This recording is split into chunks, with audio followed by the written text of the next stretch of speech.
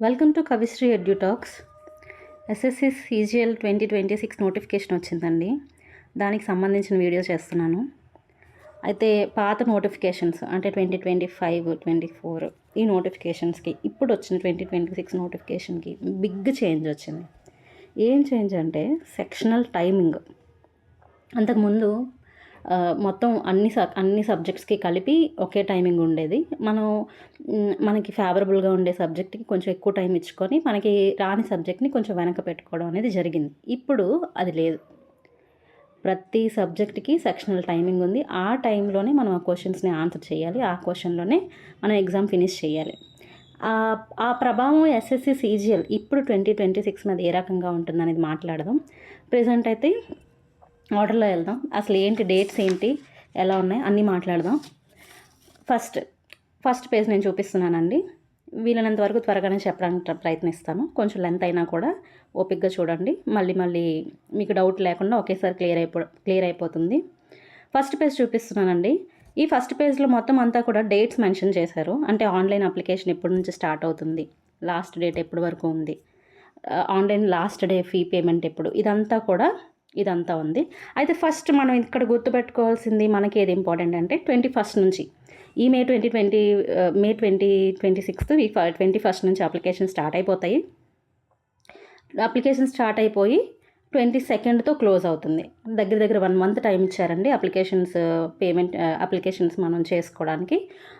Next ఇదంతా okay. 1 month time ఇచ్చారు, మనం పేమెంట్ చేసేస్తాం, అప్లై చేసేస్తాం. ఓకే. ఫస్ట్ మనకి కావాల్సిన ఎగ్జామ్ డేట్ ఎప్పుడు అనేది కదా. చూడండి ఒకసారి. Tentative schedule of tier 1 computer based examination ఎప్పుడంటే ఆగస్ట్ టు సెప్టెంబర్ 2026. ఈ వీడియో చేస్తున్నప్పుడు ఈరోజు డేట్ ఎంత అంటే 24th ఈరోజు. 24th నేను ఈ రోజు నుంచి లెక్క పెట్టుకుంటే పోనీ వారం రోజులు వదిలేద్దాం. దగ్గర మే అయిపోయింది, జూన్ ఉంది, జూలై ఉంది, ఆగస్టు టు సెప్టెంబర్ అన్నాడు. అంటే నేనేమనుకుంటున్నానంటే అది సెప్టెంబర్ వరకు ఎగ్జామ్ వెళ్తుంది అని నేను అనుకుంటున్నాను. అంటే దగ్గర తక్కువ ఒక 90 రోజుల నుంచి ఒక 100 రోజుల వరకు ఎగ్జామ్ ఉందని మనం ఒక అంచనాకు రావచ్చు. ఒక ప్రాథమిక అంచనాకి ఒక 90 days నుంచి 90 days అనుకుందాం. 90 days అయితే ఎగ్జామ్ ఉందని మనం అనుకోవచ్చు. 90 to 80 days మధ్యలో రఫ్గా ఒక అప్రాక్సిమేట్ ఫిగర్ అని మనం అనుకోవచ్చు. అంటే మనకి ఎంత ప్రిపరేషన్కి టైం ఉందని ఒక అంచనా మనకు కావాలి కాబట్టి ఒక 2.5 months వేసుకోవచ్చు. 2.5 to 3 months. అదే టైర్ 2 డిసెంబర్లో జరుగుతుందండి. అంటే సెప్టెంబర్లో ఒకవేళ ఎగ్జామ్ జరిగిన అక్టోబర్ ఉంది, నవంబర్ ఉంది, డిసెంబర్లో మిడ్ వీక్లో జరిగిన ఒక 2.5 months. అంటే ఓవరాల్గా అదొక 2.5, ఇదొక 2.5, మినిమం వేసుకున్న ఒక మొత్తం నోటిఫికేషన్ ఈ రోజు నుంచి కౌంట్ చేస్తే ఒక 5 నెలలు మినిమమ్. మ్యాక్సిమం చూసుకుంటే 6 నెలలు ఉంది. సో ఇది మనకు ముందు మనం ఒక అంచనాకు రావాలి. మనం ఇప్పుడు ప్రిపరేషన్ స్టార్ట్ చేసినా కూడా మనకి ఎంత టైం ఉంది, టైర్ 1 ఎప్పుడు రాస్తున్నాం, టైర్ 2 ఎప్పుడు రాస్తున్నాం, మొత్తం ఈ నోటిఫికేషన్ ఎన్ని మంత్స్లో క్లోజ్ అవుతుంది అనేది ఆలోచిస్తే 5 నుంచి 6 monthsలోపు అయిపోతుంది. ఒక 2.5 నుంచి 3 నెలల్లో ప్రిలిమ్స్ అవుతుంది. ఇంకో 2.5 నుంచి 3 నెలల్లో డిసెంబర్లో మెయిన్స్ అయిపోతుంది. దీనికి సంబంధించిన ఇన్ఫర్మేషన్ ఇది. నెక్స్ట్ ఇన్ఫర్మేషన్ ఏంటంటే క్వాలిఫికేషన్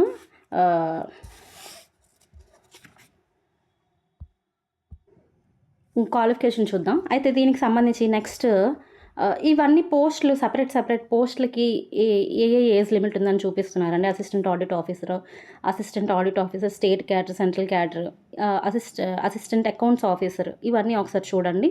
పే స్కేల్ ఎంత ఉంది, లెవెల్ 8 అయితే ఎంత, లెవెల్ 7 అయితే ఎంత, ఇదంతా కనిపిస్తుంది. మీరు ఒకసారి చూడాలి అనుకునే వాళ్ళు డెఫినెట్గా చూడండి. నేను నెక్స్ట్ పాయింట్కి ఏది ఇంపార్టెంటో దాని దగ్గరికి వెళ్తున్నాను. ఒకసారి 6th పేజ్కి వెళ్దాము. మీ దగ్గర నోటిఫికేషన్స్ ఉంటే ఓపెన్ చేయండి. 6th పేజ్కి వెళ్దాము.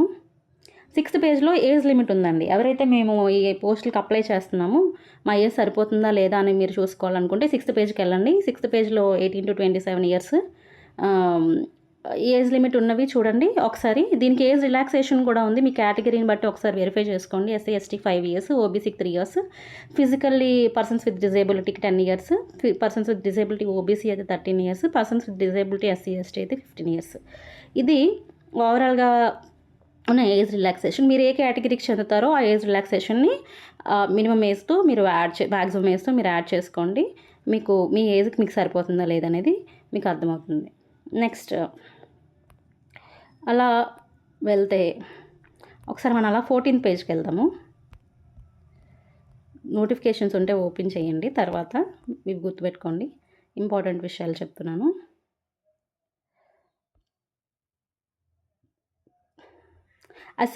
అసిస్టెంట్ ఆడిట్ ఆఫీసర్ ఉంది కదండి, అసిస్టెంట్ ఆడిట్ ఆఫీసర్స్ ఇలా ముందు కొన్ని పోస్టులు చూపించారు కదా, వాటికి ఏంటి క్వాలిఫికేషన్ అంటే ఓన్లీ డిగ్రీ సరిపోదు. వాటికి డిగ్రీ ఉండాలి. Chartered accountant or cost and management accountant or company secretary or masters in commerce or masters in business studies, ఇలా స్పెషల్ క్వాలిఫికేషన్స్ కావాలి కొన్ని పోస్టులకి. ఏంటవి? అసిస్టెంట్ ఆడిట్ ఆఫీసర్ అని, state level, central level, assistant accounts officer, state క్యాడరీ, ఇవన్నీ కొంచెం సపరేట్గా వీటికి క్వాలిఫికేషన్స్ కావాలి. జనరల్ డిగ్రీ సరిపోదు. అలాగే జూనియర్ స్టాటిస్టికల్ ఆఫీసర్కి, స్టాటిస్టికల్ ఇన్వెస్టిగేటర్ గ్రేడ్ 2కి, వీటన్నిటికీ కూడా సపరేట్గా మనకి క్వాలిఫికేషన్ కావాలి. ఒక 5 పోస్టులు దానికి సంబంధించి ఇచ్చారు. మీరు దానికి సంబంధించి ఎలిజిబిలిటీ ఉంటే ఒక్కసారి దానికి సంబంధించిన క్వాలిఫికేషన్ మీ దగ్గర ఉందా లేదా అనేది మీరు ఒకసారి వెరిఫై చేసుకోండి. ఇవి కాక రిమైనింగ్ అన్ని పోస్టులకి క్వాలిఫికేషన్ డిగ్రీ అనండి. నెక్స్ట్ ఫీజు విషయానికి వస్తే పేజ్ నెంబర్ 20లో చూడండి. పేజ్ నెంబర్ 20లో ఫీ పేయబుల్ 100 రూపీస్ అండి. అదే ఉమెన్ క్యాండిడేట్స్కి, ఎస్సీ వాళ్ళకి, ఎస్టీ వాళ్ళకి, పర్సన్స్ విత్ బెంచ్ మార్క్ డిజేబిలిటీస్కి, ఎక్స్ సర్వీస్ మ్యాన్కి ఈ ఫీ పేమెంట్ నుంచి ఎక్సంప్షన్ ఉంది. ఒకసారి చూడండి. మనం ఆన్లైన్ పేమెంట్ చేసేటప్పుడు ఆన్లైన్లో పే చేసుకోవచ్చు. దానికి సంబంధించిన ఇన్ఫర్మేషన్ ఇది ఫీజుకి సంబంధించి. నెక్స్ట్ దీంట్లో మెయిన్ విషయం కదా, దీనికోసం మాట్లాడుతున్నాం, sectional timings, sectional cut offs. ఇంకొకటి 20th పేజ్లో ఒక ఇన్ఫర్మేషన్ ఉందండి. ఏంటంటే అది మనం ఏదైనా వెరిఫై మిస్టేక్ 11.4 ఒకసారి చూడండి.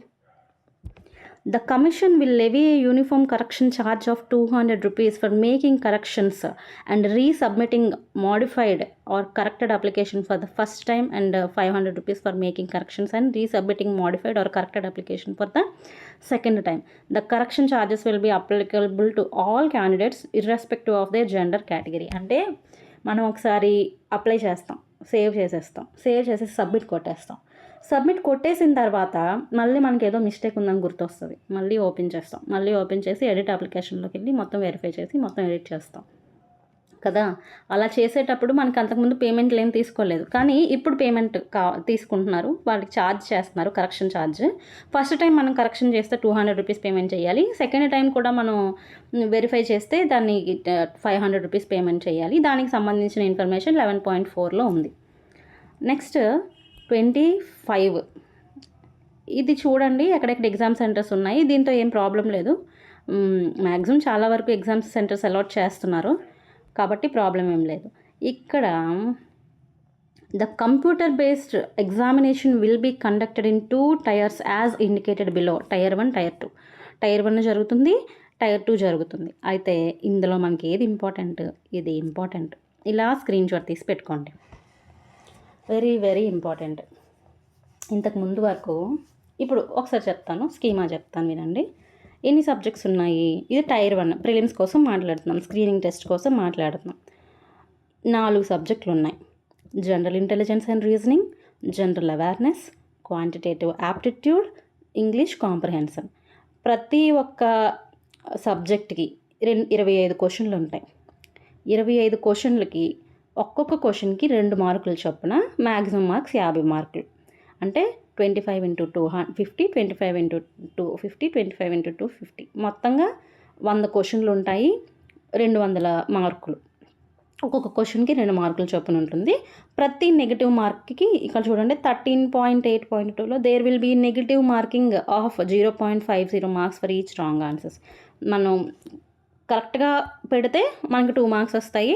అది రాంగ్ ఆన్సర్ పెడితే మనకి 1/2 మార్క్ పోతుంది. దానికి సంబంధించిన ఇన్ఫర్మేషన్. అయితే ఇప్పుడు బిగ్ గేమ్ చేంజ్ 2025-24 బిఫోర్ నోటిఫికేషన్స్కి, 2026 ఎస్ఎస్సి సీజీఎల్ ఇప్పుడు వచ్చిన నోటిఫికేషన్కి బిగ్ గేమ్ చేంజ్ చేసిన ఏంటంటే సెక్షనల్ టైమింగ్. ఇంతకు ముందు వరకు చాలామంది స్టూడెంట్స్ ప్రిలిమ్స్కి వచ్చేసరికి జనరల్ అవేర్నెస్కి సంబంధించిన పెద్దగా అవగాహన లేకపోయినా, ఒక యావరేజ్గా ఒక అవగాహన ఉండున్నా కూడా వాళ్ళు దాని మీద పెద్దగా మైండ్ పెట్టేవాళ్ళు కాదు. చదివేవాళ్ళు కానీ డీప్‌గా వెళ్ళేవాళ్ళు కాదు. ఏం చేసేవాళ్ళు టైం అంతా కూడా క్వాంటిటేటివ్ యాప్టిట్యూడ్‌కి మిగిల్చుకునేవాళ్ళు. నాకు తెలిసిన అవగాహన ప్రకారంగా నేను చెప్తాను. ఈ పాయింట్‌తో అందరూ అగ్రీ అవుతారు. ఫస్ట్ రీజనింగ్ చేసుకోవడమో, ఇంగ్లీష్ చేసుకోవడమో చేసుకొని క్వాంటిటేటివ్ యాప్టిట్యూడ్ మీద ఎక్కువ టైం పెట్టి మ్యాక్సిమం క్వెషన్స్ అన్నీ ఆన్సర్ చేసుకొని లాస్ట్‌లో ఒక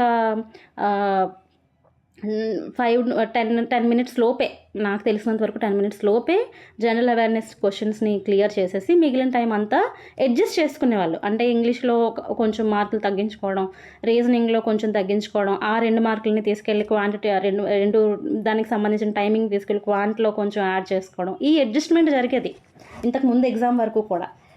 ఇప్పుడు అది జరగదు. ఎలా అంటే ఇక్కడ చూడండి, టైమ్ అలౌడ్ కాలంలో చూడండి, 1 hour with sectional timer of 15 minutes for each subject. మొత్తంగా కలిపి గంట ఇచ్చేవాళ్ళు. కానీ మీకు నచ్చిన పేపర్ మీరు రాసుకోండి. ఇంగ్లీష్ ఓపెన్ చేస్తావా నీ ఇష్టం. ఫస్ట్ ఇంగ్లీష్ ఓపెన్ చేసేవాళ్ళు ఇంగ్లీష్ చేసేవాళ్ళు, రీజనింగ్ చేసేవాళ్ళు రీజనింగ్ చేసుకునేవాళ్ళు, క్వాంట్ చేసుకునేవాళ్ళు, అంతా కలిపి చేసుకునేవాళ్ళు. ఎవరి కంఫర్ట్ మోడ్లో ఏ సబ్జెక్ట్ వాళ్ళు ఉంటే అలా వెళ్ళేవాళ్ళు. ఒక సబ్జెక్ట్కి తక్కువ టైం ఇచ్చుకునేవాళ్ళు, మిగిలిన సబ్జెక్ట్కి ఎక్కువ టైం ఇచ్చుకునేవాళ్ళు. కానీ ఇక్కడ ఏం జరిగిందంటే ప్రతి సెక్షన్కి, అంటే జనరల్ ఇంటెలిజెన్స్ రీజనింగ్కి 15 నిమిషాలే, జనరల్ అవేర్నెస్కి 15 నిమిషాలే, క్వాంటిటేటివ్ యాప్టిట్యూడ్కి 15 నిమిషాలే, ఇంగ్లీష్ కాంప్రిహెన్షన్కి 15 నిమిషాలే. ఇప్పుడు ఏం జరిగింది, జనరల్ అవేర్నెస్లోనేమో టైం మిగిలిపోతుంది, క్వాంటిటేటివ్ యాప్టిట్యూడ్లోనేమో టైం సరిపోదు. మీకు అర్థమైందని అనుకుంటున్నాను నేను.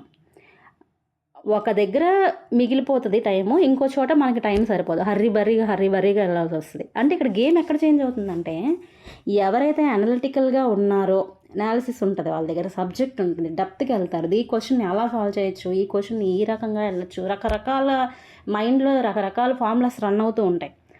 అదంతా ఇప్పుడు వర్క్ అవుతుంది. ఇప్పుడు ఏం వర్క్ అవుతుందంటే ఆ 15 నిమిషాల్లో నువ్వు ఆన్సర్ చేసావా లేదా, అదే వర్క్ అవుతుంది కరెక్ట్గా. ఆ పర్టికులర్లో నాలెడ్జ్ ఇక్కడ కీ రోల్ ప్లే చేయదు. కాకపోతే ఆ టైంని నువ్వు ఎలాగా, ఆ టైంలో నువ్వు అన్ని క్వశ్చన్స్ సాల్వ్ చేసి కరెక్ట్ ఆన్సర్స్ పెట్టావా లేదా అనేది ఇక్కడ కీ రోల్ ప్లే చేస్తుంది. ఇంకొక విషయం, అంతకుముందు వరకు కూడా కొంచెంలో కొంచెం ప్రాక్టీస్ టెస్టులు కొంచెం తక్కువ చేసినా కూడా చాలామంది ప్రిలిమ్స్ క్వాలిఫై అయ్యి మెయిన్స్కి వచ్చేసరికి సెట్ అయిపోయి కంప్లీట్గా మార్క్స్ ఇచ్చి పీవైక్యూస్ రాసుకొని ఫుల్ కాన్ఫిడెంట్గా టైర్ 2కి వెళ్ళాలి. ఇప్పుడు అది నడవదు. ఇప్పటి నుంచే చదవాలి, ఇప్పటి నుంచే ఎగ్జామ్స్ రాయాలి, ఇప్పటి నుంచే ఎగ్జామ్స్ ఇవ్వాలి. ఆ టైంకి మన మైండ్ని, మన పెన్ని, మన టైం మేనేజ్మెంట్ని మనం ఇప్పటి నుంచి ట్యూన్ చేస్తేనే తప్ప ఆ టైంకి అది రిజల్ట్ రాదు, మనం ఎగ్జిక్యూట్ చేయలేము. అది ఫ్యాక్ట్. అది ఎగ్జామ్లో కూర్చునేటప్పుడు ఆ హీట్ తెలుస్తుంది. ఇప్పుడు మనం ప్రాక్టీస్ చేయకపోతే ఈ హీట్ ఇప్పుడు తెలీదు, అప్పుడు తెలుస్తుంది. మనకేమో రీజనింగ్లోనేమో పర్వాలేదు, ఒక మోస్తరుగా సరిపోయింది అని అనిపించవచ్చు, క్వాంట్లో సరిపోదు. జనరల్ అవేర్నెస్లో చాలామందికి కొంత అవగాహన ఉండకపోవచ్చు. కొన్ని క్వశ్చన్స్ 10 నిమిషాల్లోనో 7 నిమిషాల్లోనో 8 నిమిషాల్లోనో ఆన్సర్లు చేసేయచ్చు, మిగిలిన టైం మిగిలిపోతుంది. రీజనింగ్ ఇంగ్లీష్కి వచ్చేసరికి ఎవరి నాలెడ్జ్ని బట్టి అది వర్క్ అవుతుంది. సో ఇదంతా కూడా మీరు అడ్జస్ట్ చేసుకునేటప్పటికి ఇప్పటి నుంచి ప్రాక్టీస్ అవసరం. అందుకనే గేమ్ చేంజ్ చేసే రూల్ వచ్చింది అని నేను అన్నాను అనమాట. ఈ విషయం మీకు అర్థమవుతుందని అనుకుంటున్నాను. నెక్స్ట్, ఇది సెక్షనల్ టైమర్ ఎవరికి ఉంది, ఇంకా అదే స్క్రైబ్ని ఎవరైతే పెట్టుకుంటారో వాళ్ళకి ఇంకొక 5 మినిట్స్ ఎక్స్ట్రా టైం ఇచ్చుకొని మొత్తంగా 20 మినిట్స్ వాళ్ళకి ఇవ్వడం జరుగుతుంది. సో ఇంతకు ముందు వరకు ఇప్పటి వరకు ఎగ్జామ్స్ రాసిన వాళ్ళు ఆ ప్యాటర్న్లో నుంచి బయటకు వచ్చేయండి. వెంటనే ఈ నోటిఫికేషన్ వచ్చిన వెంటనే మీ బ్రెయిన్లోకి వెంటనే రావాల్సింది ఏంటంటే, మీకు ఇక్కడ నాలెడ్జ్ కంటే క్వాంట్ విషయంకి వచ్చేసరికి, అర్థమైతే రీజనింగ్ క్వాంట్కి వచ్చేసరికి, ముఖ్యంగా క్వాంట్కి వచ్చేసరికి మీ నాలెడ్జ్ కంటే, మీ అనాలిసిస్ కంటే, మీ డెప్త్ కంటే, మీరు నాకు ఇంత డెప్త్గా వచ్చు కంటెంట్, నేను దాన్ని ఏ రకంగానైనా చేయగలను, అది ఇక్కడ మీకు రిజల్ట్ ఇవ్వదు. మీరు ఎంత ఫాస్ట్గా చేస్తున్నారో, మీకు ఎంత ఫాస్ట్గా ఆన్సర్ వస్తుంది, మీరు ఎంత ఫాస్ట్గా ఆన్సర్ చేయగలుగుతున్నారు, ఆ 15 నిమిషాల్లో ఆ 25 క్వశ్చన్స్ని మీరు క్లియర్ చేసేయగలుగుతున్నారా, ఇక్కడ ఇది మాత్రమే కీ రోల్ ప్లే చేయబోతుంది. సో రిజల్ట్స్ పాత 2025 నుంచి 2026కి వెళ్ళేసరికి తారుమారు అవుతాయని నేను అనుకుంటున్నాను. చాలా చేంజ్ వస్తుంది రిజల్ట్కి వచ్చేసరికి. నెక్స్ట్ టైర్ 2కి చూద్దాము. టైర్ 2లో ఎలా ఉంది ఒకసారి చూద్దాం. టైర్ 2లో రెండు పేపర్స్ ఉంటాయి. పేపర్ 1 ఉంటుంది, పేపర్ 2 ఉంటుంది. పేపర్ 1 చూద్దాము. దీన్ని ఒకసారి తగ్గిస్తున్నాను, చూడండి ఒకసారి. పేపర్ 1 చూపిస్తున్నాను. 2 సెక్షన్స్ ఉంటాయి, 3 సెక్షన్స్ ఉంటాయి. ఫస్ట్ సెక్షన్ 1 కోసం మాట్లాడదాం. సెక్షన్ 1లో మ్యాథమెటికల్ ఎబిలిటీస్ ఉంది ఏలో, బీలో రీజనింగ్ అండ్ జనరల్ ఇంటెలిజెన్స్ ఉంది. నెంబర్ ఆఫ్ క్వశ్చన్స్ అవ్వొక 30 ఉంటాయి, ఇవ్వొక 30 ఉంటాయి. మొత్తంగా 60 క్వశ్చన్లు ఉంటాయి. 60 క్వశ్చన్లకి ఒక్కొక్క క్వశ్చన్కి 3 మార్కులు చొప్పున 60 × 3 = 180 మార్కులు వస్తాయి. అయితే ఇక్కడ ఫస్ట్ టైం అలాటెడ్ చూడండి. ఇదే కదా మనకి ఇప్పుడు ఇంపార్టెంట్. దీనికి మనం అలవాటు పడాలి. దీన్ని మనం మైండ్లోకి ఎక్కించుకోవాలి. వీలైనంత ఫాస్ట్గా మనం బ్రెయిన్ యాక్సెప్ట్ చేయాలి. 1 hour with sectional timer of 30 minutes for each subject. అంటే మ్యాథమెటికల్ ఎబిలిటీస్కి 30 నిమిషాలు ఇస్తారు, రీజనింగ్ అండ్ జనరల్ ఇంటెలిజెన్స్కి 30 నిమిషాలు ఇస్తారు. సో మొత్తంగా కలిపి సెక్షన్ 1కి అలా గంట పడుతుంది. అంటే 30 క్వశ్చన్లు 30 నిమిషాలు, 30 క్వశ్చన్లు 30 నిమిషాలు. మీరు ఒకసారి గమనించారా? ప్రిలిమ్స్లోకి వచ్చేసరికి 25 క్వశ్చన్లు 15 నిమిషాలు, 25 క్వశ్చన్లు 15 నిమిషాలు. అంటే మనం ఎక్కువ ప్రాబ్లమ్ని ఫేస్ చేసేది ప్రిలిమ్స్లోనే, మెయిన్స్లో కంటే. మనం ఎక్కువ టైం మేనేజ్మెంట్లో ఇబ్బంది పడేది ప్రిలిమ్స్లోనే ఇబ్బంది పడతాము. ఫస్ట్ ప్రిలిమ్స్ని మీరు గట్టెక్కడం మీద మైండ్ పెట్టండి. మెయిన్స్కి వచ్చేసరికి మీకు అక్కడ 30 క్వశ్చన్లు 30 నిమిషాలు అంటే దీనికి చాలా డిఫరెన్స్ వస్తుంది. ఇచ్చిన టైంలో మనం చేయగలుగుతాం. ఒక 2 నెలల టైం ఉంటుంది. ఆల్రెడీ మనం అలవాటు పడి ఉన్నాం కాబట్టి దానికి కొంత తోడవుతుంది. దీని గురించి మనం తర్వాత ఆలోచిద్దాం. కానీ ప్రిలిమ్స్ టైర్ 1ని టైర్ 2ని కంపేర్ చేస్తే టైర్ 2కి ఎడ్జ్ ఉంది, డెఫినెట్గా ఎడ్జ్ ఉంది టైర్ 1 కంటే. టైర్ 1 చాలా టైట్గా ఉంది టైం మేనేజ్మెంట్. సో ఇది గమనించండి, గ్రహించండి, ప్రాసెస్ చేసుకోండి మైండ్లో. నెక్స్ట్ పేపర్ 2కి సెక్షన్ 2కి వచ్చేసరికి ఇంగ్లీష్ అండ్ ఇది ఇలా స్క్రీన్ షాట్ తీసుకోండి. ఇంగ్లీష్ లాంగ్వేజ్ అండ్ కాంప్రిహెన్షన్ 45 క్వశ్చన్లు ఉంటాయి. జనరల్ అవేర్నెస్ 25 క్వశ్చన్లు ఉంటాయి. మొత్తంగా 70 క్వశ్చన్లు కదండి. ఒక్కొక్క క్వశ్చన్కి 3 మార్కులు చొప్పున 70 × 3 200 మార్కులు, 210 మార్కులు. అయితే ఈ సెక్షన్ 2 కూడా గంట టైం ఇస్తారు with sectional timer of 40 minutes for subject A English language, 20 minutes for subject B. ఇక్కడ చూడండి ఒకసారి చెప్తాను వినండి.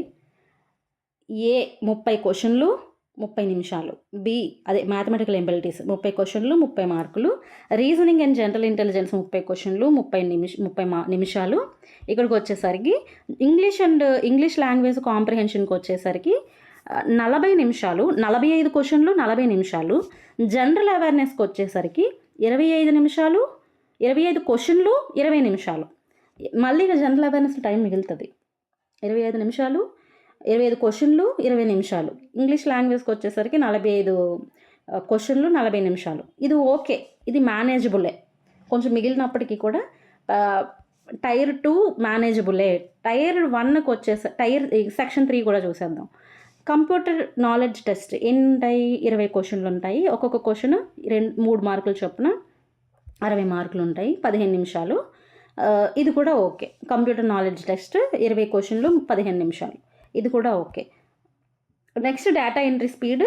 ఇది ఆల్రెడీ మనకి ఈ టైమింగ్స్ మనకు తెలుసు. అంటే సెక్షన్ 3కి సెక్షన్ 4కి మనకి టైమింగ్స్ తెలుసు. డేటా ఎంట్రీ స్పీడ్ 15 నిమిషాలు ఉంటుంది. దానికి సంబంధించిన ఇన్ఫర్మేషన్ తర్వాత మనం మాట్లాడుకుందాం. పేపర్ 2 పేపర్ 3 ఆల్రెడీ మనం చూసాం కదా కొన్ని పోస్టులు. స్టాటిస్టిక్స్, జనరల్ స్టడీస్, దానికి సంబంధించిన పేపర్ ఇది. అయితే మీరు గుర్తుపెట్టుకోవాల్సింది ఏంటంటే సెక్షనల్ టైమింగ్ ఉంది. ఏ టాపిక్ ఏ సబ్జెక్ట్కి ఎన్ని నిమిషాలు ఉందనేది మైండ్లో పెట్టుకోవాలి. టైర్ 2ని మనం మేనేజ్ చేయొచ్చు, కానీ టైర్ 1ని దాటడం ముందు మైండ్ పెట్టండి. ఇప్పటి నుంచి ఒక 100 రోజులు ఉందని డెఫినెట్గా అనుకోండి. 90 రోజులు ఉందనుకోండి, పోనీ 100 అంటే ఎక్కువ అవుతుందేమో. 90 రోజులు ఉందనుకోండి. 90 రోజులు ఎలా ప్లాన్ చేయాలో ఈ రోజు నుంచి ఆలోచించండి. మైండ్ క్వాంటిటేటివ్ యాప్టిట్యూడ్ మీద కొంచెం ఎక్కువ పెట్టండి. త్వరగా ఆన్సర్ వస్తుందా లేదా అనేది టైమర్ పెట్టుకోండి. ఇలా మీ బ్రెయిన్ని మీరు ట్యూన్ చేసుకుంటూ ముందుకెళ్ళండి. నెక్స్ట్కి వచ్చేసరికి టైర్ 2 కోసం మాట్లాడాం కదండి. నెక్స్ట్ పాయింట్ 13.9.6 ఒకసారి చూడండి. 13.9.6 ఎక్కడుంది? 28th పేజ్లో ఉంది. It will be mandatory for the candidates to qualify all the sections of paper 1 separately. అంటే సెక్షన్ 1, సెక్షన్ 2, సెక్షన్ 3, సెక్షన్ 4 అని మాట్లాడాం కదండి ఇప్పటి వరకు. అదే ఖచ్చితంగా సపరేట్గా క్వాలిఫై అవ్వాలి. అది పెద్ద ప్రాబ్లం కాదు. మనం ప్రాక్టీస్ చేసేటప్పుడు మనకి అన్ని మార్క్స్ వస్తేనే తప్ప మనకు ఉద్యోగం రావట్లేదు, అన్ని మార్క్స్ వస్తేనే తప్ప మనం ప్రిలిమ్స్ క్వాలిఫై అవ్వలేకపోతున్నాం. కాబట్టి అది మీరు అంత పెద్దగా ఇబ్బంది పడాల్సిన అవసరం లేదు. నెక్స్ట్ టైర్ 2లో ఎలా నెగిటివ్ మార్కింగ్ ఉంది అనేది చూస్తున్నాం ఇక్కడ మనం. చూద్దాం, మాట్లాడదాం. దీనికోసం టైర్ 2 ఇంకా టైం ఉంది కాబట్టి. నెక్స్ట్ నెగిటివ్ మార్కింగ్ ఉంది. ఇదంతా సిలబస్ అండి. ఒకసారి చూడండి. 13.10లో పేజ్ నెంబర్ 30లో ఇదంతా syllabus. General intelligence and reasoning, general awareness, ఇది క్వాంటిటేటివ్ యాప్టిట్యూడ్, ఇది ఇంగ్లీష్ కాంప్రిహెన్షన్, ఇదంతా కూడా syllabus, indicative syllabus. Next important point 14.7 37th పేజ్లో చూడండి.